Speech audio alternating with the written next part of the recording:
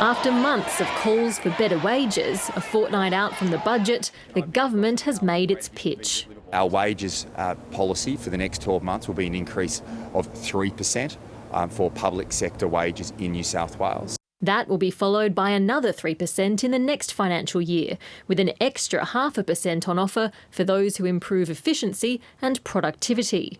It balances the competing interests that we have as a state after what we've gone through over the last 2 years. It's the first time the cap on public sector wages increases has been lifted in more than a decade. But with inflation above 5%, the unions say it's not enough. That is a wage cut, and we will not tolerate a wage cut.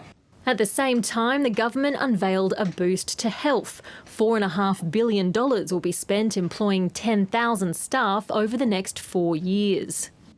In the next 12 months, we're aiming to bring in about 7,600 staff. The opposition leader is sceptical. At the last state election, the government promised 5,000 additional nurses. There's still 2,500 positions short. Unless there's a real increase in the numbers of nurses and midwives on every shift, then today's announcement is going to be pretty hollow. The state's healthcare workers are also set to receive a $3,000 thank you for their efforts through COVID. Other frontline workers say they have been left behind. It is the public sector generally that the community turn to in times of crisis. So why on earth is he picking winners and losers in that?